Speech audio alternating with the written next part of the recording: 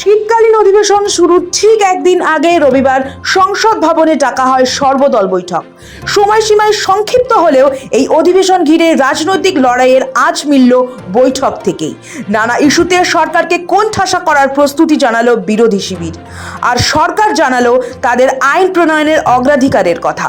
বৈঠকে বিরোধী দলগুলি বিশেষ গুরুত্ব দিয়েছে ভোটার তালিকার বিশেষ পুনর্বিবেচনা, দিল্লি বিস্ফোরণ, বিদেশ নীতি এবং নিরাপত্তা সংশ্লিষ্ট বিষয়গুলিকে। সরকার পক্ষ জানায় সংক্ষিপ্ত অধিবেশনেও তারা গুরুত্বপূর্ণ বেশ কয়েকটি বিল পেশ করতে চায়। 14টি গুরুত্বপূর্ণ বিল পেশের পরিকল্পনা। এই অধিবেশনে যেসব বিল সরকার সামনে আনতে চলেছে তার মধ্যে সবচেয়ে উল্লেখযোগ্য: 1. অ্যাটমিক এনার্জি বিল 2025। পারমাণবিক শক্তি ব্যবহারের নীতি ও নিয়মকানুন বদলের পাশাপাশি বেসরকারি অংশীদারিত্বের পথ খুলতে পারে এই বিল। 2. Higher education commission of India bill 2025। বিশ্ববিদ্যালয়গুলির স্বায়ত্তশাসন, স্বচ্ছ স্বীকৃতি ব্যবস্থা এবং মানোন্নয়নের জন্য একটি কেন্দ্রীয় কমিশন গঠনের প্রস্তাব। 3. অন্যান্য উল্লেখযোগ্য বিল: জনবিশ্বাস সংশোধন bill 2025, insolvency and bankruptcy code সংশোধনী বিল, মণিপুর জিএসটি দ্বিতীয় সংশোধন bill, repealing and amending bill, national highways সংশোধন বিল, কর্পোরেট লস সংশোধন bill, securities markets code bill, insurance laws সংশোধনী, আরবিট্রেশন অ্যান্ড কনসিলিয়েশন সংশোধনী বিল, সেন্ট্রাল এক্সাইজ সংশোধনী, health and national security cess bill. সোমবার শুরু হয়ে 19শে ডিসেম্বর শেষ হবে শীতকালীন অধিবেশন। মোট 15টি কার্যদিবস সাম্প্রতিক কালের তুলনায় অনেক কম। আর এখানেই বিরোধীদের অভিযোগ, সংসদীয় অধিবেশন ইচ্ছাকৃতভাবে খর্ব করে পার্লামেন্ট অকেজো করার পথে যাচ্ছে কেন্দ্র। সবচেয়ে ছোট শীতকালীন অধিবেশন, প্রশ্ন তুলছে বিরোধীরা। বিরোধীদের এবারের হাতিয়ার হতে চলেছে এসআইআর। সংসদে একজোট হয়ে এসআইআর নিয়ে আলোচনার দাবি জানাতে চলেছে বিরোধীরা। ज्यादातर दल की एक राय है कि अगर एसआईआर पर चर्चा नहीं होती तो इसका मतलब सरकार सदन नहीं चलाना चाहिए।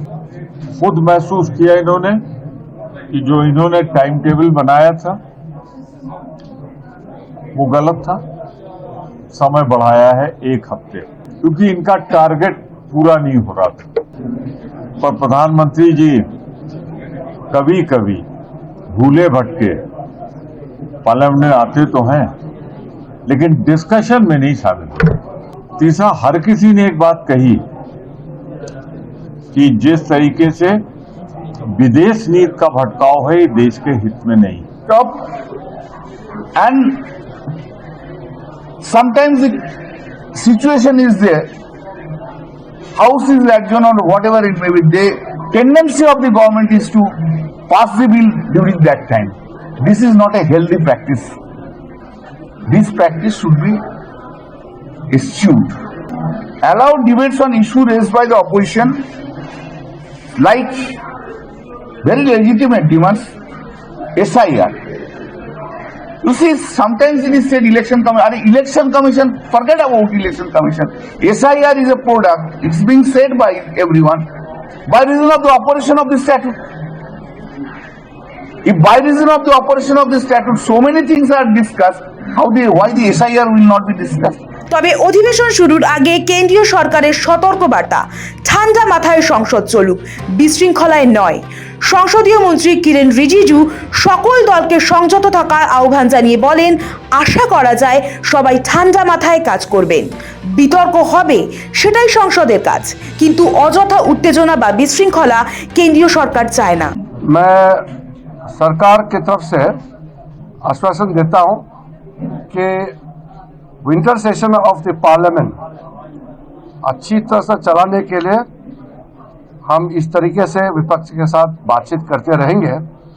साथ साथ मैं विपक्ष पार्टी नेताओं से भी अनुरोध करूंगा कि पार्लियामेंट को अच्छी तरह से चलाने में सहयोग करें। पॉलिटिकल पार्टीज में डिफरेंसेस होते हैं, अपने अपने आइडियोलॉजीज, अपना अपना एजेंडा लेकर के सबको काम करना होता है, तो डिफरेंसेस होगा।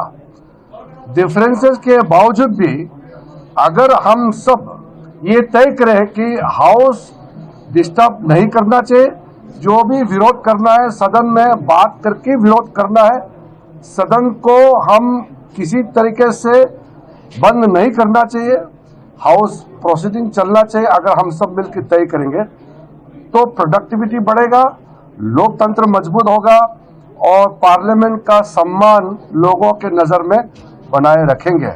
কেন্দ্রের মতে বৈঠকের মূল লক্ষ্য ছিল অধিবেশন চলাকালীন রাজনৈতিক সমন্বয় বাড়ানো এবং অচলাবস্থা এড়ানো। রবিবার রিজিজু বিভিন্ন দলের ফ্লোর লিডারদের সঙ্গেও আলাদা আলোচনা করেন। দিনের শেষ দিকে ব্যবসা পরামর্শ কমিটির বৈঠকও নির্ধারিত ছিল। মোট 19 দিনের অধিবেশনে 15টি কর্মদিবস রয়েছে। এর মধ্যে বিরোধীরা কি কি ইস্যুতে সুর চড়ায় এবং কেন্দ্রই বা কি অবস্থান নেয় তার দিকেই নজর সকলের। ব্যুরো রিপোর্ট, সময়, কলকাতা।